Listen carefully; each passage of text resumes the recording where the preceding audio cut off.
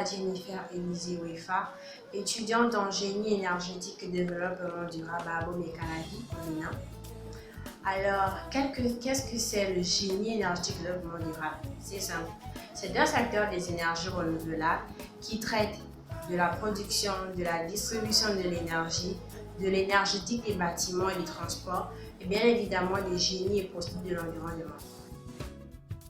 Comment, à votre échelle, votre profession améliore-t-elle votre pays? Alors, comment ma profession améliorera les conditions du Bénin, du Gabon, de l'Afrique? C'est simple. C'est un secteur des énergies renouvelables. Ces énergies, encore appelées énergie verte, énergie propre ou énergie inépuisable, nous sont données par nos acquis: le soleil, la chaleur de la terre, le vent, la croissance des végétaux, les marées, les chutes d'eau. Et leur utilisation ne dégage presque pas d'émissions polluantes. En gros, elle contribue à lutter contre l'effet de serre et les gaz carboniques.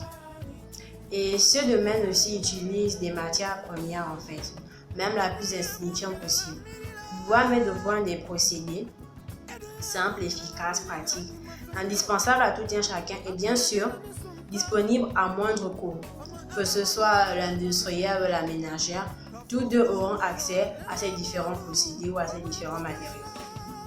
Et mieux encore, ce domaine prône l'entrepreneuriat, ce qui fait que on peut toutefois, simplement, bien sûr avec des moyens, mettre au point en fait son entreprise, de fabrication du biocarburant.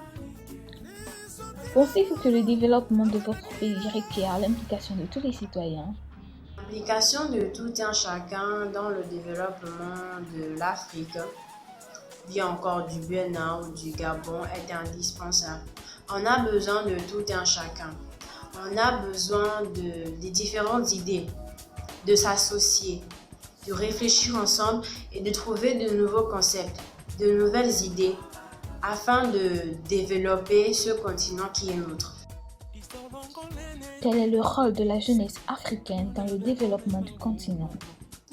La jeunesse africaine joue un rôle crucial dans le développement du continent africain parce qu'elle est le socle, la base même, l'essence, le moteur.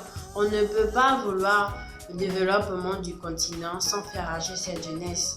C'est de là qu'on pourra tirer toutes les idées qui nous permettront au fur et à mesure d'aboutir à ce développement tant souhaité. Que pensez-vous du potentiel de l'Afrique et où voyez-vous l'Afrique dans 30 ans?